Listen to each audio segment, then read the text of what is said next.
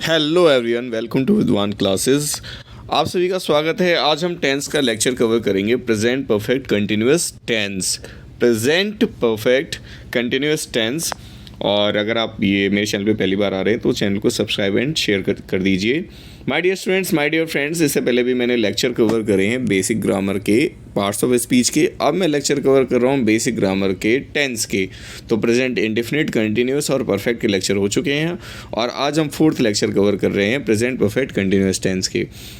आप सभी अपनी बेसिक ग्रामर को मजबूत कर सकते हैं मुझे फॉलो करके। और ये मेरे स्टूडेंट्स की डिमांड है क्योंकि मैं ऑफलाइन क्लासेस, एडवांस ग्रामर और उन सब की क्लासेस अभी ले रहा हूँ फ़िलहाल में।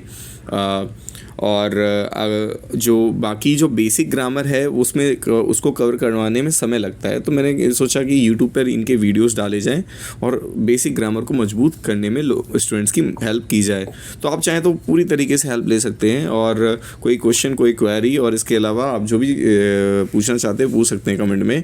एक मेरी रिक्वेस्ट रहेगी ख़ास, आप उस रिक्वेस्ट पे ज़रा ध्यान दीजिए। जो भी आप देख रहे हैं मेरे चैनल के थ्रू, आप उसको कॉपी में लिखिए ज़रूर और रिवाइज ज़रूर कीजिए। ये आपके बहुत बहुत काम आने वाला है। तो चलिए आगे बढ़ते हैं और देखते हैं क्या है present perfect continuous tense. Okay my dear students, आज ये हम कवर करने वाले हैं प्रेजेंट परफेक्ट कंटिन्यूअस टेंस। तो प्रेजेंट परफेक्ट कंटिन्यूअस टेंस में हेल्पिंग वर्ब होती है हैज़ और हैव, और इसके साथ लगता है बीन। हैज़ लगता है हमारा सिंगुलर के साथ और हैव लगता है हमारा प्लूरल के साथ। हैज़ लगता है हमारा सिंगुलर के साथ और हैव लगता है हमारा प्लूरल के साथ। ओके, आगे बढ़ते हैं। तो इसमें मैंने कवर किया, बताया आपको अफर्मेटिव, नेगेटिव और इंट्रोगेटिव। तो ये अफर्मेटिव, नेगेटिव, इंट्रोगेटिव सेंटेंसेस के साथ हमें ये भी पता लगेगा, हमें आगे पता लगेगा इंट्रोगेटिव सेंटेंस के बारे में और डबल इंट्रोगेटिव सेंटेंसेस के बारे में भी पता लगेगा। इसके फॉर्मूले मैंने यहाँ पर लिखे हुए हैं, कॉपी में इनको ज़रूर नोट कर लीजिए। तो my dear students, my dear friends, आपको इसकी पहचान बता देता हूँ। पहचान रहा है, रही है, रहे हैं और समय। पहचान है रहा है, रही है, रहे हैं और समय। और इसमें वर्ब की फर्स्ट फॉर्म आईएनजी, वर्ब की फर्स्ट फॉर्म आईएनजी, वर्ब की फर्स्ट फॉर्म आईएनजी। हर जगह आपको वर्ब की फर्स्ट फॉर्म और आईएनजी का इस्तेमाल करना पड़ेगा। मतलब ये रूल है कि वर्ब की फर्स्ट फॉर्म और आईएनजी का आप यूज़ करेंगे। Okay students, okay. तो इसके बाद हम लोग जो है देखते हैं, इसके और एग्जांपल्स देख लेते हैं ताकि आपको थोड़ा क्लियर हो कि कैसे क्वेश्चंस आते हैं। जैसे कि इसमें बोला गया है वह 2 घंटे से क्रिकेट खेल रहा है, तो 2 घंटे, ठीक है। वह सुबह से किताब पढ़ रहा है, भोजन सुबह से भोजन कर रहा है, हम लोग दोपहर से लंच कर रहे हैं, तुम 10 साल से दिल्ली में रह रहे हो। तो इसमें टाइम टाइम टाइम यहाँ पर सब कुछ समय दिया हुआ है। समय के जो समय के बारे में किसी सेंटेंस में दिया गया होता है तो उसको परफेक्ट कंटिन्यूअस सेंटेंस बोला जाता है। रहा है, रही है, रहे हैं, इन सब से पता लगता है कि वो प्रेजेंट है। समझ रहे हैं? तो अगर जैसे रहा है और समय मिल रहा है, अगर हमें जैसे ये सुबह से टाइम प्लस रहा है, रही मिल रहा है, तो ये हमारा हो जाएगा present perfect continuous tense, PPCT, present perfect continuous tense. आगे बढ़ते हैं और देखते हैं कि इनके कैसे फॉर्मूले हैं और कैसे हम इन सेंटेंसेस को अच्छी तरीके से कर सकते हैं। तो देखिए, अफर्मेटिव सेंटेंस में सब्जेक्ट प्लस हैज़ है प्लस बीन प्लस वर्ब की first form plus ING plus object और सिंस, फॉर और टाइम लगता है। तो इसी के अनुसार आपका जो सेंटेंस बनता है वो कुछ यूँ बनता है, जैसे they have been playing cricket for 2 hours. They have been playing cricket for 2 hours. अब यहाँ पे फॉर यूज़ हुआ है क्योंकि ये समय जो है अनिश्चित है। अब वो कितने बजे उसने खेलना शुरू किया है, यहाँ पे ये नहीं बताया कि 1 बजे, 2 बजे, 4 बजे, 6 बजे, 8 बजे, टाइम नहीं बताया, बस इतना बताया कि 2 घंटे से वो खेल रहा है। अगर ये बताया होता कि वो 2 बजे से खेल रहा है, अगर ये बताया होता कि वो 4 बजे से खेल रहा है, तो यहाँ पर क्या लगता? तो यहाँ पर हमारा लिखता सिंस, क्योंकि सिंस जो होता है वो हमारे डेफिनेट टाइम के लिए यूज़ होता है, या फिर कह दें कि निश्चित समय के लिए इस्तेमाल किया जाता है। तो यहाँ पर फोर का यहाँ पर यूज़ होगा। नेगेटिव सेंटेंस का फॉर्मूला है सब्जेक्ट प्लस हैज़ है plus not plus been plus verb की first form plus ING plus object since, for और टाइम। तो यहाँ पर एक बात ध्यान देने वाली है my dear students, my dear friends, कि यहाँ पर हैज़ हैव के बाद नॉट लगेगा और बाद में बीन लगेगा। याद रखना, हैज़ हैव के बाद नॉट लगेगा और बाद में बीन लगेगा। बीन लगेगा, याद रखना। ऐसे नहीं कि हैज़ है फिर बीन लगा दिया फिर नॉट लगा रहे हैं, तो ऐसा हो जाएगा, गलत हो जाएगा। सबसे ये बिल्कुल सही मैंने लिखा हुआ है, they have not been playing cricket for 2 hours, they have not been playing cricket for 2 hours. Okay, यहाँ पर निगेटिव सेंटेंस कुछ यूँ हो जाएगा। इंटेरोगेटिव सेंटेंस हम देख लेते हैं formula, subject plus has have plus माफ़ कीजिएगा, सबसे पहले has have plus subject plus been plus verb की first form plus ING object फिर सिंस फॉर और टाइम। सब्जेक्ट प्लस हैज़ है प्लस बीन प्लस वर्ब की first form plus object plus since for plus time. तो यहाँ पर क्या होगा कि ये इसका फॉर्मूला है और इसका सेंटेंस कुछ यूँ बनेगा, has have they been playing cricket for 2 hours, और यहाँ पर क्वेश्चन मार्क भी लग जाएगा। फॉर्मूले के अनुसार चलेंगे तो सारी चीज़ें कवर हो जाएंगी। My dear students, my dear friends, आप लोग ये चीज़ें नोट भी कीजिए। मैं बहुत उम्मीद करता हूँ कि जो लोग भी स्टूडेंट्स ये चैनल देख रहे हैं और जो भी ये वीडियो देख रहे हैं उसको आप नोट डाउन भी करेंगे। इट इज़ वेरी नेसेसरी कि हम चीज़ों को नोट डाउन करें। आप एक बात बताइए, अगर आपने ये चीज़ें कर ली हैं, ठीक है, आपने बस देख लिया, अब एक बात हो, तो जब आपको ये रिवाइज़ करना होगा किसी काम के लिए तो आप कहाँ से जाओगे रिवीजन करने, है ना। तो आप सीधा सीधा क्या करोगे, आप सीधा अपने बस बुक्स खोलेंगे, 2-4 मिनट में आप रिवाइज़ कर लोगे। बुक्स या कॉपी जहाँ पर भी आप वो चीज़ें लिखी होंगी आपकी, समझ पा रहे हैं।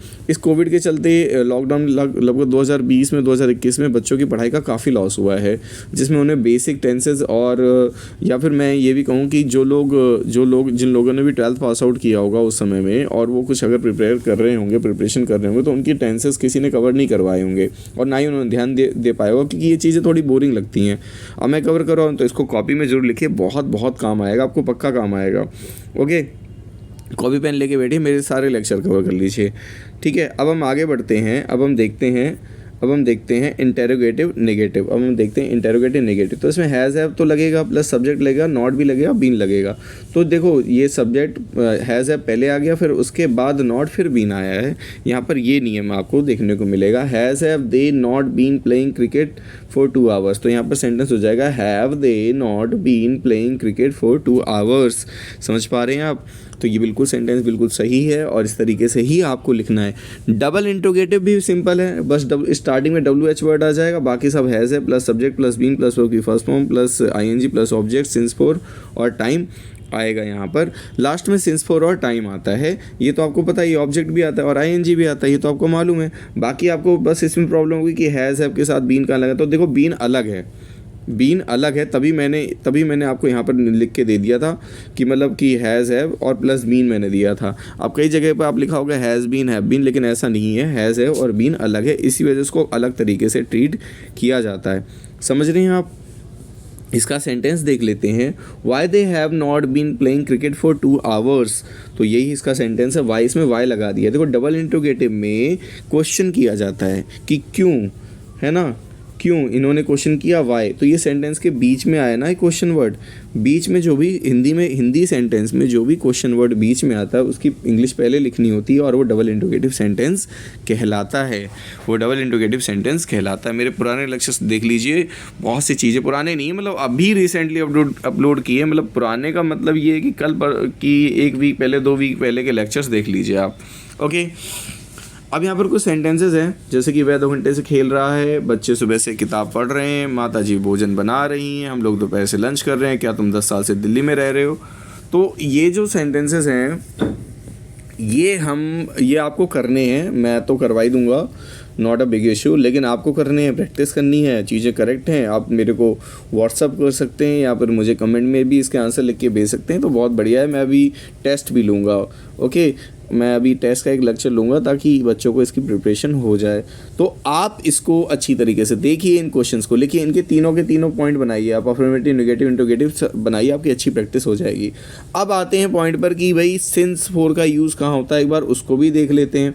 देखो भाई बहुत सिंपल है, सिंस होता है जो हमारा टाइम होता है डेफिनेट, एकदम मतलब डेफिनेट है कि मतलब हमने, जैसे मैंने कहा ना कि भाई 2 बजे मिल मेरे को, मैंने अपने फ्रेंड से कहा भाई 2 बजे मिल मेरे को, तो वो उसके लिए मतलब एग्जैक्ट टाइम मैंने बोला ना 2 बजे से, तो जैसे 2 बजे से, सुबह से, शाम से, दोपहर से, 2014 से 1996 से, तो ये जो है एग्जैक्ट टाइम है, पॉइंट ऑफ टाइम है, ये पॉइंट ऑफ टाइम है कि मतलब कि हमें पता है कि समय कहाँ से शुरू हो रहा है, स्टार्टिंग पॉइंट हमें पता चल जाता है। स्टार्टिंग पॉइंट अगर आपको पता है तो उसमें आप सिंस लगाओगे।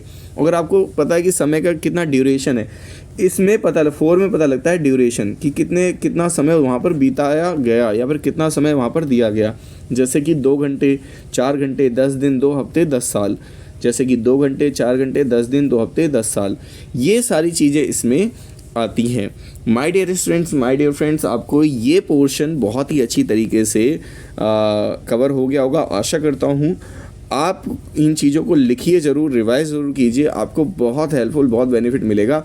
आगे मैं पैसेज के पोर्शंस, पैसेज की जो प्रैक्टिस करवाने वाला हूँ, जिससे बच्चों की पैसेज की प्रैक्टिस मजबूत हो जाए। बोर्ड एग्ज़ाम्स आने वाले हैं, कॉम्पिटिटिव एग्ज़ाम्स आने वाले हैं, सबके लिए बेहद ज़रूरी है कि पैसेज को भी देखो, पैसेज की प्रैक्टिस करो। MCQ हो या फिर रिटन हो, ज़बरदस्त प्रैक्टिस मैं आगे के लेक्चर्स में देने वाला हूँ। चैनल को सब्सक्राइब ज़रूर कर दीजिए ताकि आपको बहुत ज़्यादा बेनिफिट हो, और आपको बेनिफिट के अलावा अपने फ्रेंड्स को भी शेयर कर दीजिए। My dear students, my dear friends, ये इतनी मेहनत आप ही के लिए की जा रही है। मैं आशा करता हूँ आप सभी को मेरे लेक्चर पसंद आ रहे होंगे। कमेंट ज़रूर कीजिए, अगर आप देखने आए तो एक बार कुछ लिख के जाइए कि सर ये हमें बेहतर मिला। मुझे इससे कॉन्फिडेंस मिलता है ना। अब जैसे लाइक्स और शेयर्स अभी कम आ रहे हैं क्योंकि अभी स्टार्टिंग में शुरू किया है, तो अभी कुछ ऐसा है नहीं, लेकिन मैं चाहता हूँ कि ये लोग कमेंट करके जाएँ, तो नेक्स्ट वीडियो में मैं उनका धन्यवाद भी करूँगा उनका नाम लेकर। तो तब तक के लिए देखते रहिए, stay tuned, thank you very much.